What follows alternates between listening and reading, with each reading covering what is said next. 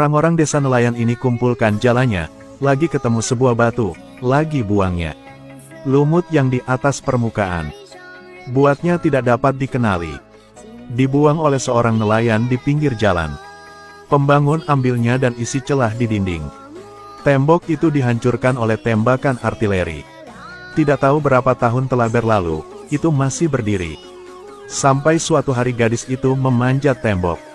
Injaknya dengan kaki telanjang dan saksikan pangeran latih kudanya di dalam. Tapi dia tidak sengaja terpeleset dan jatuh. Tanah jatuh dan hancur, perlihatkan bagian-bagian emas. Gadis itu dengan cepat ambilnya pulang. Gunakan pahat untuk hilangkan lapisan batu dari permukaan. Tapi sengaja lagi pukul di suatu tempat membuat kepulan asap merah segera dimuntahkan. Dia terjebak dalam bayangan raksasa. Gadis itu ketakutan jadi pingsan di tempat. Sebuah tangan untuk menopangnya dan bangunkan gadis itu dengan sihir. Dia bilang tidak ada niat jahat. Adalah roh yang terpenjara di dalam toples ini. Akan balas orang yang selamatkannya. Akan mengabulkan 3 permintaan buat mereka. Jika bisa bebaskan elf dari kutukan dan bebaskan mereka.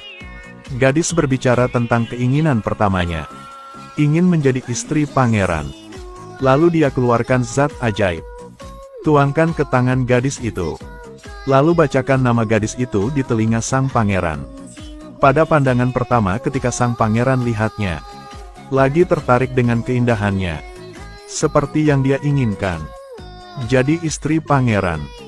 Tapi itu juga tarik kecemburuan gadis-gadis lain. Untuk dapat kandung anak kerajaan secepat mungkin. Dia mengabulkan keinginannya yang keduanya. Dan sembunyikan ramuan ajaib di mana tidak ada yang tahu. Namun sang pangeran sangat cintainya. Orang yang iri kira bahwa sang pangeran bermaksud untuk naik tahta. Atas dorongan mereka, raja kirimkan kepanikan ke barak. Biarkan para penjaga mencekiknya sampai mati. Dan merintahkan eksekusi istrinya.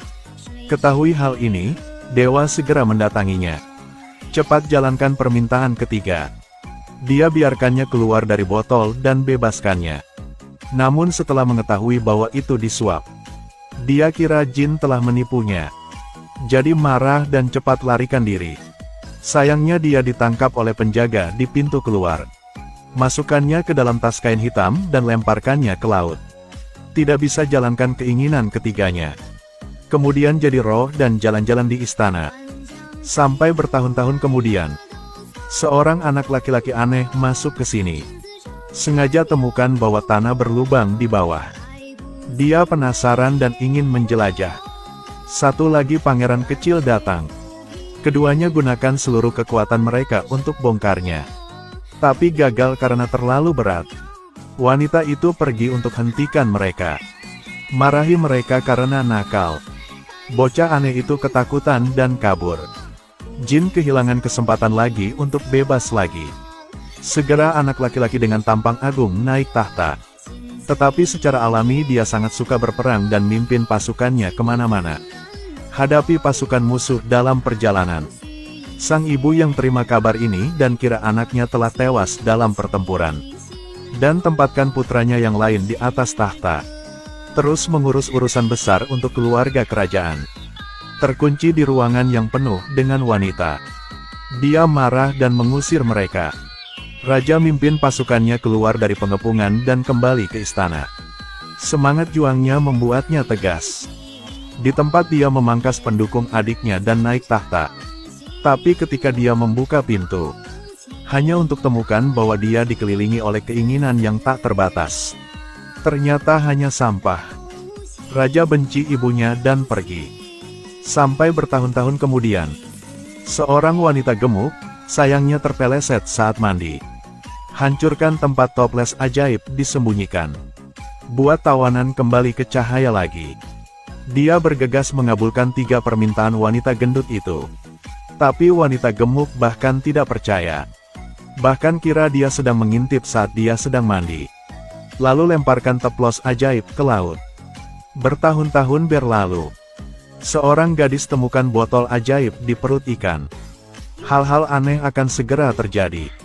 Ini ikan asin yang dibelinya sebagai lauk. Wanita gunakan pisau untuk potong perut ikan. Sebotol emas jatuh darinya. Dia dengan hati-hati membersihkan permukaan toples. Pikir untuk hasilkan uang karena emas. Tanpa sengaja sentuh tutup botol yang terbuka. Sebuah bayangan muncul.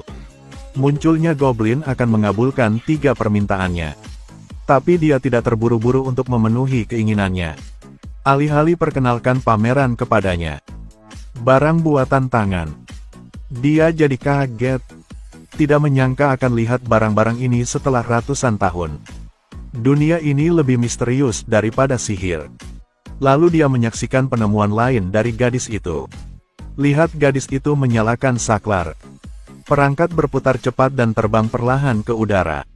Disinilah objek pertama yang bisa terbang dilahirkan. Tapi sayangnya dia perempuan. Tidak ada suara dalam masyarakat lama. Kalau tidak, prestasinya bisa lampaui yang terkenal di luar sana. Jadi dia datang dengan keinginan pertamanya. Ingin memiliki banyak buku untuk menambah pengetahuan. Lalunya, dia berinya semua pembersih yang diperlukan. Sejarah, filsafat, matematika, astronomi. Gadis itu belajar keras setiap malam. Jelas tidak bisa baca semuanya dengan cepat. Dia memikirkan cara. Ubah semua buku menjadi cair. Lalu masukkan ke dalam botol untuk diawetkan. Minum saja untuk mendapatkan ilmu di dalamnya. Segera botol-botol pengetahuan memenuhi rumah. Namun bahkan jika dia belajar sebanyak itu, tetapi masih ada masalah yang belum terselesaikan. Seperti pengetahuan yang sulit dipahami. Ini buatnya sangat marah dan khawatir. Jadi keinginannya yang kedua. Ingin jadi seperti dia. Mampu pahami segala sesuatu. Segera semuanya ada di matanya. Semua dapat dipahami dengan cepat. Dia akhirnya bisa ngerti teorema yang paling sulit. Seperti medan elektromagnetik dan materi mikroskopis. Ini juga yang jadi sumber masalahnya. Fenomena aneh terjadi. Dia juga akan tidak muncul. Jadi dia hentikannya untuk mengabulkan permintaan ketiganya. Ini membuat gadis itu sangat marah. Salahkan jin karena tidak mengabulkan keinginannya. Jika tidak bisa lakukannya, dia lebih suka jin tidak ada di dunianya. Tidak disangka, kalimat ini menjadi keinginannya yang ketiga. Jadi jin dimasukkan ke dalam botol. Seperti belum ada di dunia ini. Karena dia lupa bantunya. Sampai tahun itu seorang kolektor barang antik. Temukannya di tumpukan barang di toko. Namun pemilik toko tidak menceritakan asal-usulnya. Bahwa itu untuk dipajang sebagai hobi di dalam rumah. Di malam hari, gunakan kuas untuk menyikat kotoran di permukaan. Tapi tidak sengaja buka botolnya. Awan asap merah dan hitam keluar menyebabkan dia panik.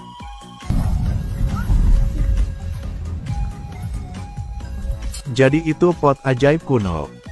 Wanita itu sedang bersihkan kotoran di permukaannya. Namun secara tidak sengaja kekuatan misterius patahkan mulut botol tersebut. Seikat api merah dan hitam keluar dari mulut botol. Perlahan terkondensasi jadi makhluk hitam tinggi. Wanita gemetar keluar dari kamar. Dia tidak percaya apa yang dia sedang lihat. Jadi tutup mata biar jadi tenang. Harap apa yang baru saja dirinya lihat hanya ilusi saja. Tapi sampai dia buka matanya lagi, hanya lihat bahwa makhluk raksasa itu masih ada di depan. Wanita coba berkomunikasi dengannya dalam berbagai bahasa.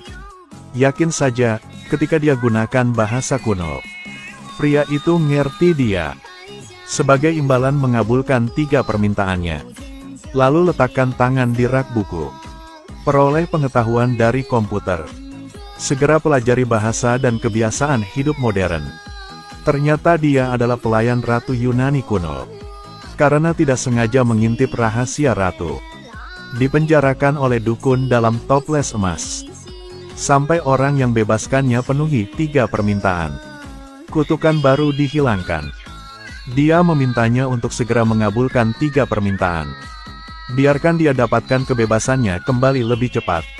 Meskipun orang modern, orang ini memiliki banyak buku dongeng. Ketahui bahwa keinginan akan membayar harga yang sesuai. Sekarang dia rasa nyaman.